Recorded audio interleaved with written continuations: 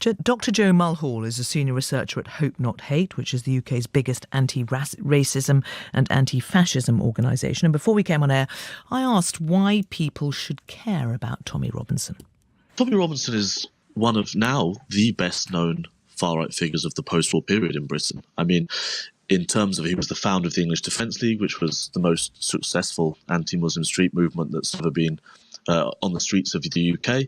And even as we've seen recently in the last few months when he's been in prison, the demonstrations that have grown up around him are some of the biggest far-right demonstrations we've seen in the UK for decades, up to 10,000 people.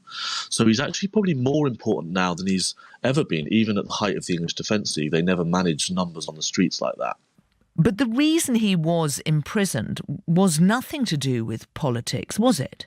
Tommy Robinson, or to give him his real name, Stephen Yaxley Lennon, was in prison because he broke the law. And no one's denying that. A lot of his supporters today are coming out and saying he's innocent, he's been freed, justice has been done. The truth of the matter is very different. He's been released today, but he has been granted bail. It was for the matter of contempt of court, and this will be reheard. What are his political ambitions? It's difficult to say. I mean, he has a very long history now of being the most prominent anti-Muslim activist in the UK. In the last year or so, he's become increasingly important on the international scene. During his imprisonment, we've seen him talked about in America, across Europe, in Australia. There's been demonstrations across the world in support of Tommy Robinson from leading anti-Muslim figures. Do you think of him as dangerous?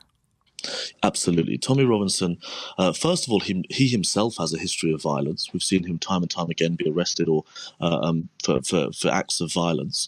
The movements of which he has led have continually engaged in acts of violence. The English Defence League trash town centres up and down the country. The demonstrations we saw just recently smashed up and had fights with police, and people were arrested. So there's that element, which is just a long history of violence himself and the movements he runs. But also he poses a real threat in terms of community cohesion, about a peaceful Britain.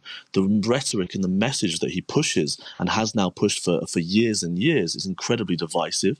And sometimes the result of that messaging has resulted in violence against especially people from the Muslim community. But there will be people who perhaps don't agree with his views on Islam, but see him as somebody who is saying things that they want to say and feel they can't. The fact of the matter is that the court case that he was outside of was going to trial. The newspapers that we read every day talk about these issues which he talks about.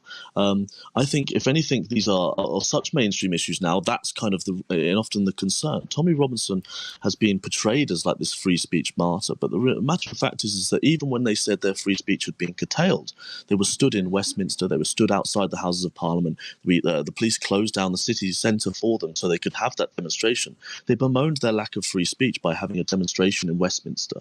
It's almost comical. And the role of the United States, those on the right in America who are now supporting him, how much support is financial and otherwise is he getting from the United States? Yeah, his support from America is a very important issue. He's been long having support, both financial and moral and kind of ideological, from America. So it is increasingly important, but it's always kind of been there. What it is often is you have high-profile American figures within the anti-Muslim movement see Britain as a kind of front line in the battle against Islamization, and Tommy Robinson fulfills that narrative for them. He says what they want to hear. Is there something, though, about the way he is being treated that is turning him into a martyr? His supporters have certainly attempted to make him out as a martyr. There's no question around that. But it's very difficult to say what could have been done differently. He broke the law, and he went to prison for breaking the law. He pled guilty to breaking the law. Hope Not Hate's Dr. Joe Mulhall.